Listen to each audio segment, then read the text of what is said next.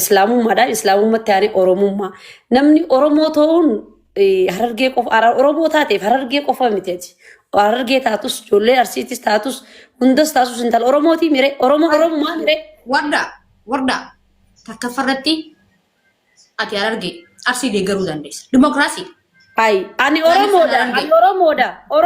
oromoo kutaa kudha takkaan hin jaaladha amma fakkeenya maaliif ilmi arsii tokko yoo koran narge sappoorti no godha amma sachi yoon deeme harargeen narga sappoorti no godha maaliif oromoodha addan ko oromoo dhagay warda wanta wanti na hubachuu qabdu warda wanti wal na fakkaate hin jiru warda natti dhagayame natti tole bakka sigalee namni fi hamaa qabu afaan harrellee afaan namaa qabu yoo barbaadde waan jirullee keessan sitti himuu danda'a naaf hubadhu hubadhe san yoo jettee waliif galla wardaan olee oromoo waan jette oromoon waan jandabuu mannaa waan dandabuu wayyaa jette waan asirra jaabaate wanni hundi obboleeyyanis wal dhabaa haadhaa fi ilmoorra wanni caalanu jirti hin jirtu bar namni namaa keessa jiru waa hedduu harkaa Arafat wanni kan jechaa jirtuuf eenyutu kuma daqiiqaa takka keessatti kuma dhibbaa afur namarraa galcha. Kanaafuu isii gammachiisee miira keessa galchee galfoonfachaa jirti malee rakkina biraa hin qabdu nama takkaa waliin loli. Gisee adda deemanis nagaumaa waliin boonii waliin maramanii waan qaba walirraa fudhatanii adda deeman. Akkas bakka eefa nageenyi sun jidduu jiraate. Miira gammachuu keessa kan ibsachaa jirti namni eenyu kan daqiiqaa takka keessatti kuma dhibbaa afur fuudhee namaa galchu. Injuru.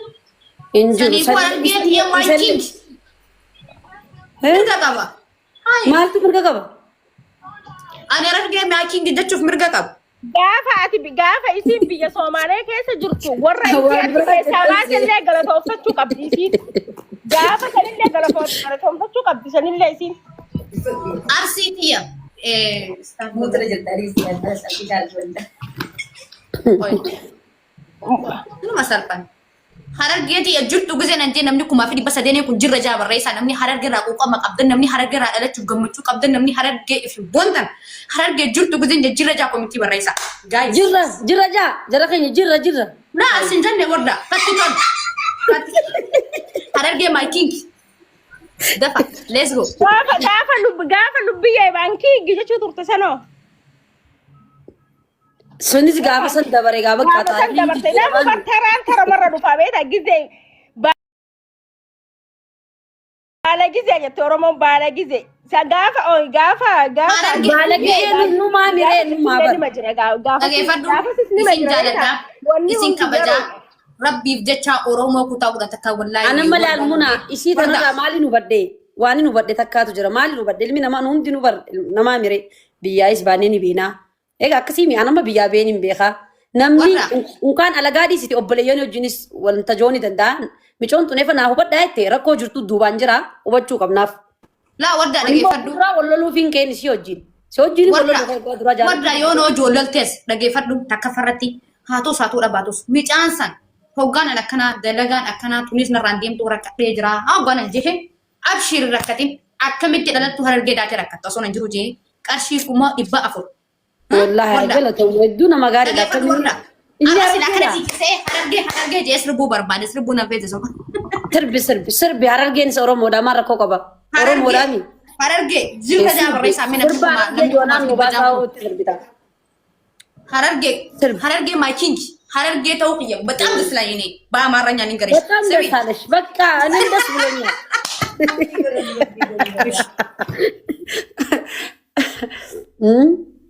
gammachuu qabdi gammachuu isii irraa wanta godhuun qabnu ilmi namaa akkuma gaddutti gammadaa saniifuu amma jarra keenya isin micootana xiqqollee ijoollummaan itti jirti ijoolleen arsiitis aaruun qabdan hin qabdan intummaan Oromoon takkatti ilaala ishiinis amma adda baastee osoo hin ta'in gammachuu itti jira sinigalee ijoollummaan itti jirti irra ilaalii namaa hundaafuu. Wardaan oole wallaahi qasama bil kana jira jechuun rabbii qiyya kana nyaachisuun rabbii qiyya. Akkas. Kana kuffisu rabbii qiyya ilmi namaa na kuffisuun akkaasu arraa akka namaatiin bika kana hin beekta. Ilmi namaa nama ni kaasa garuu. Rabbii gadi si kaasa. Rabbiin sababa sii godha ilmi namaa nama naqaasa. Rabbi dhageeffadhu irra caalaan rabbi gadi si kaasa saa walala haa ta'u saatuu dhabaatus arraas kafade natti harka fadhe natti Rabbiin bar Rabbiin isfaaltii irra ciisaatii gommaa yoo isin irra beeraa si ajjeese hin jiru bar. narraa fite dubbiin abbaa farii Ishi. abbaan fedhe aaru abbaan fedhe haadhiisu san nan dakkalu ijoollummaas hin qabu gowwummaas hin qabu ani waan beekanatti dhagayame si galee bikkaan jiruu fi akkaataan jiruu fi waanii keessa jiruu amma ifuu baddeen ijoollee argee ta'u of dagadhe duraanumaa jechuudha si galee mee abbaan fedhe aaru abbaan fedhe gammadu namni kumaa fi dhibba jaa kun harargee jaabarra isaanii hoggaa harargee an jirtu jee jirra jaa komitti hanna akkanatti eenyu nu beekna amma dura maaltu nu bare harargee ta'u fayyee eenyu nu baye hin beekne bare ijoollee harargee ta'u eenyu nu beeka harargee ta'u keenya maal nu jan ol seenanii qarshii shilingii walii funuun irraa buusaa jaanii bareedduu Lakkaa qabsoo keessa dabarsan. Akkas jaanii. warri harargee gaa qarshii sumuuni wali guuraan nu jaan daqiiqaa sanitti osoon turiin osoon dhaabbatiin qarshii 400 riisiitii qashin nu agarsiisa. Sigalee saniifuu namni 700 harargee ta'uu keessan ittiin boonaa wallaalaa keessan qabadhaa beekaa keessan ol kaafadhaa wallaalummaa kiyyirraa wanti isin hidhaamu kutaa biraatti isin xuyne harargummaa keessan ittiin boonaa onnee dhoodha koffidii isin jiraadha. harargummaa keessan ittiin boona lubbuyyeen maal jettiin anja isin galee harargummaa ta'uun harargeerraa dhalachuun biyya harargee kee lubbuyyeen eessa gidee jaala warra harargee si galee bataam iddas na jehe hedduu isin jaaladhaa hedduu isin kabajaa oromoo kutaa kudha takkaa nan jaaladhaa gin harargee keessattuu Mee ati waan takka siifimu waan takkan siimaa. Duraan dursotti Oromoon kutaa kudha takka akka harargeen arjaa taate akka harargeen bashaasha taate Oromoon kutaa kudha takka ni masaka. dhageeffadhu warda wallaahi warseenaniiti liifirra waliin guuraa gaa qarshiisni sumuun hin jaa hugguusuma jechuu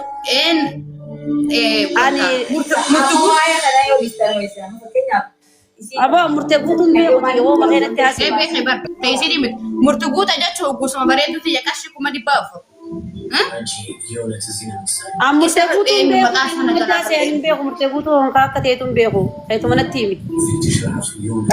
Akkasii saniifuu kan fadhe aaru maal ammatti maal jettee ibsuutti naarina wallaahi qasama billa abbaa fadhe aaru miti asitti agaggabu. Amma gammachuu keessatti malee namatti ganaa akkanaatanii. Bayyaan Wayye. harargummaa kee filmachuun danda'an. Lubbitti dhageessitti hima harargummaa keessatti malee akkas nu jaanii akkas isaanii allaqee bakka dubbitu murreessu. Dhageeffadhu bayyaan akka nama takkaatitti atis harargee atis oromoo anis oromoo waan natti tolu waan na gammachiis waan keessa kiyyaa onnee waan takka onneen jaalatta malee afaaniin hin jaalattu. Sigalee harargee ta'uu kiyya ittiin boonaan na gammachiisa das na jaha. But wallahi lazim qasama billahi harargee jee lubbuutti tan nama baase nama wajji. Maga dassi jee ammallee dassi haa jedhu ammallee dassi haa jedhuuti. Mee nama 700 kun harargee jirtu gisee na jira jaabarra isaame oomin dirchi laalu barbaada. Harargee maayikiin harargee jechuun uummata maantu nuu fedhe sanuti ammaan qarshii waliin guuraa majaanii barboo. Hayyuu qabna beekaa qabna. Nama dubbii macarrashaatti isiniif hima. Hanga wayyaa akkaawwantii dadhabnee akkaawwantii dadhabnee simuuni shilingi guureen beeku. Harargee jechuun uummata callaa jechuudha. Wardaa xiyya maal taatee yarra zabana kana akkam taate isa? Akkaawwantii dadhabnee shilingi akkamiin tattee akkam feetan isiin silaa. Wardaa lubbuu dhagee wardaa yee lubbuu iyye xiyya bareedduu ta'e qashti tamarma lookoo burtukaanii lafee teenya laal anumaa si fuudha sindiisu bakka biratti hin heerumtu hangaanan jiru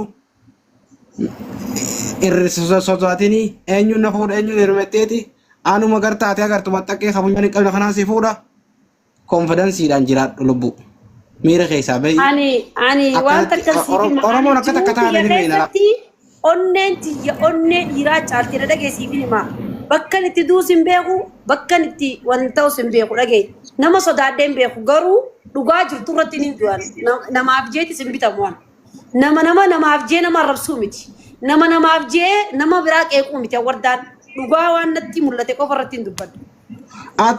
Ati ammaan tan ati amma akka Harargeetti amma miciyoo tana kalee hoggaa maallaqa kuma 400 lafa mukaa jaari nuti nu marteeti miidiyaa irra jirtu bar akka nama tokko si himna bar qarshii lama walitti guuraa gaadeemaa maqaa Harargeetiin nuun jaaniiti shilingi walitti guuraa nuun jaanii ka isaan makiinaa bituudhaaf torbaan tokko Facebook irra maxxansanii makiinaan gammaan bitinitti nuti halkan tokkotti lafaa kaanee namkum torba finnee kuma 400 daqiiqaa takka keessa lafa keenyee fi warra akkas nuun jee fi warra nuuf kafalaa jedhamtu bishaan jala yaafne ati akka Harargeetti akkam nuun jettu duba gisee akkana kan. Anamma gaan akka amma isin dura dursa wal qooddanii jirtan asirratti. Waliin qoonne la. Maallaqa kana akka Harargeetti nuti gabbaaneeti intalti tun intala Harargee waan taateef gabbaatee viizaa sii firii fudhattee dalagachuu qabdii jennee murteessinee eega akkasitti intalatee san fudhachuu bara murteessitan maallaqa kiyya kuma 400 naa kafala Harargee nuun ja'an malee haadha miyyoo tanaatii fi abbaa miyyoo tanaa yaamanii nuun hin jenne. amma naagarti akkanatti Harargee Zaalibsa zakii fi du'aayi godha ammin na jalaaja please ammin na jalaaja. Hayyee lubbuu isa jalaa jira. Yoo isinitti tolle abbaan fedhe sana jibba abbaa fedhe sana dhiisu. amma Harargee baay'ee mataan deemnaatti dhaggeeffadhu amma waan natti waan ibsaan yaada kan addaa yaa rabbii kiyya hoo duraan dursee bismillah tabaarakallah yaa rabbii kiyyo hasamii tan utubaa injau maal min jenne jay amin muuti sirra qabamtee jirti Arafaatiyye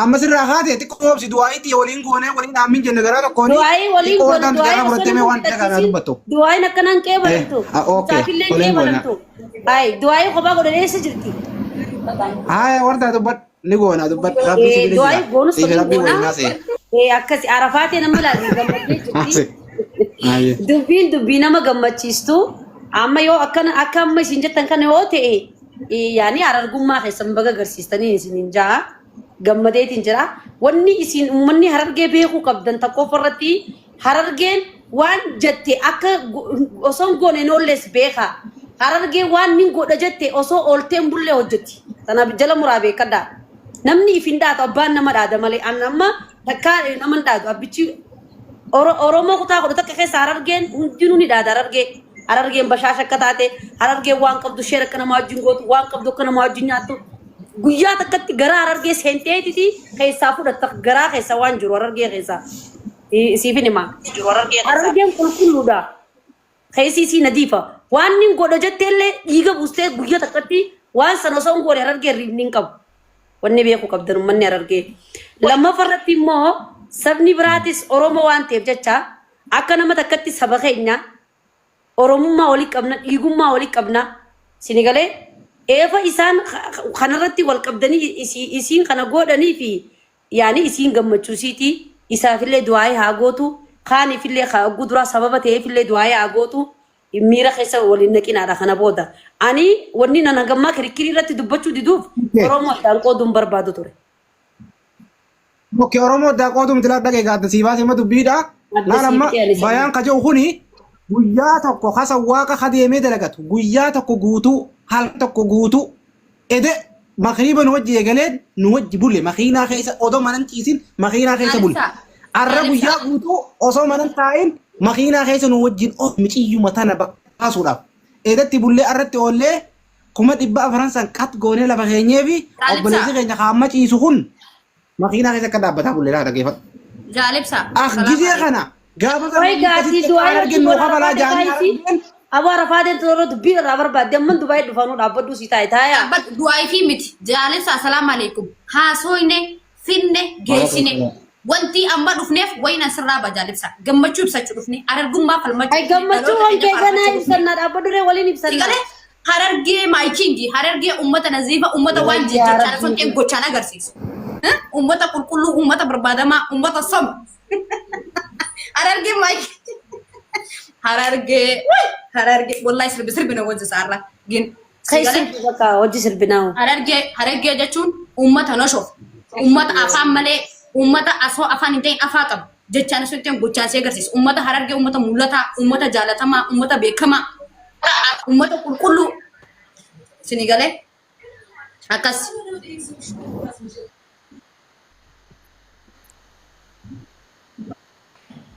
Mio saise. Ya. Yara kaynya. Wo jalib sa. Ayo tutup badu me. Mira kaysa nakin. Mira kaysa bay lubuye. Hoseen mee munaayyee.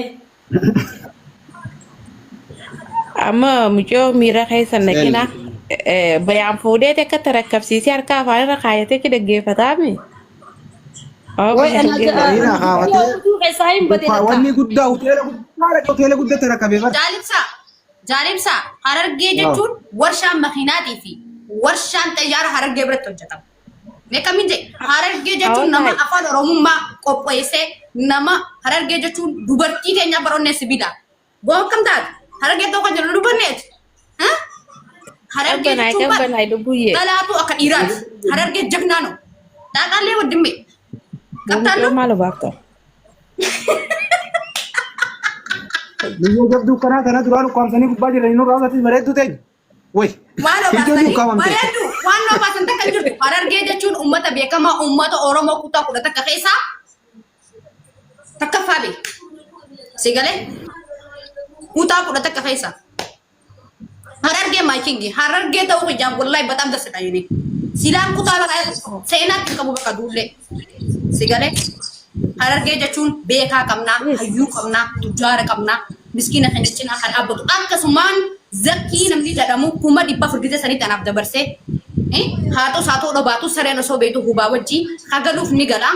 Arra silaa nama kiyya Oromoo Harargee keessaa taate akkasii miti kan galuuf hin galaa. Dhaabbatee kuma dhibba afur akkasitti diinaar kana fuudhee jechuudha. Kan galuuf hin galaa waa hin nyaatan malee waa hin naasawanii. Sila arra hamaa keenya Harargee taate akkasii miti sila hidha malee kan galuuf hin gala haqilaa cidhaa dhayittiimi gowwaa dhayittiimi ani Harargee waan akka madhuuf hin qaba dhaabbatee uguusuma sheeka inni nama gandummaa fi dubbichi zakkii jechuun kuma dhibba ustaasa maqaasatillee dajala galee jaalibsaan beekuu danda'a ustaas uguus qarshii kuma dhibba makiinaa warri arsii beeksisanii warra arsiisan irratti gumaacha godheef jechuudha sheeka isaanii galgala takkatti nama kuma dhibba shan dabarse zakkii jechuun nama akkanaa kana qabnaa jechuu Harargee keessaa nuti. Sigalee Gaptaatu akkas amma diisi lubbuyye galatoomi amma anaa si dhaabaa yoo miira keessa galallee dhiifama. Abshir amma ati bishaan dhugi maaf zaabira keessa yoo maaf zaabira jirta amma. Mee waan isin hin jiru amma bayaan nutti haasu bayaan mee ati gabaasa kan. Dhiifama miira keessa galallee. Dubbattanillee inni gaa amma kutaan biraallee isin tuqaan jiru isinillee kutaa namatti gina. Harargummaas yeroo baay'ee ifin dhaadina. Hin beekamtan gochaa miti jechaa miti gochaan beekamta waan ta'eef akkasitti akkana qabnaa akkas qabna dhiisa ni qabdan. Namu isinii miti hambitiin isin beekti. Kanaaf ammoo wanni godhame ilmi Harargeedhaa wacaanii miti amma laazakin hin wacu tiktookun qabu. Gurbaan kan qabu ta'ee feesbuukaa akkasirraa hafee bilbila ijoollee keenyaa qaba waan godhuu gubbee gabbeetu qaba waan sanniin godha jeeraawwan. Waca keessan dhaabaa hingaa waca keessan dhaabaadha waan biraatiin fantaa kolfaa taphata. Saa dhugaa keetii bayyaan duraan dursee dhugaa keetii dubbiin hanga dubbatumuu qaba hanga dhaabbatu qaba. Sigalee quba kana gaafa kana nama gootee quba meeqaa sitti deebi'a afurii sitti deebi'a ginati immoo tokko namatti qaba. Yoo naman tuin yoo naman qeen yoo sabni kiyya quba kiyya narraa buqqis yoo Harargeen cingiti kiyya narraa buqqis yoo Harargeen cinaa dhaabbattee akka nama takkaa sappoortii na gootee fireedamii na goote akkamitti akkana jettaati. Gin dubbannee haasawiinee dubbiin guddatti farratti fe'anii hanganumaan haasawaa bal'inaanillee haasawuu hin danda'ama. Akkasii gammachuu xiyya ibsachuuf kanatti aartan ani Oromoo kutaa kudha takkaan niin jaaladhaa gin Harargee keessaa dhalachuu kiyyaaf lubbuyyee dheessa. Arafat biqees harargee gizee jaldas na jaha maqaa kanaan dhoomunu anaaf waan guddaadha jechuu barbaadeeti warreen adda addanillee afoon illaa isin jaaladha isin kabajaa keessattuu harargee xiyya maayikingii lubbuu xiyya wareegama kiyya yoon akkana isin hibaa isin hubachuu qasaman billaa haasawaa walii buutee isin irraa qabadha.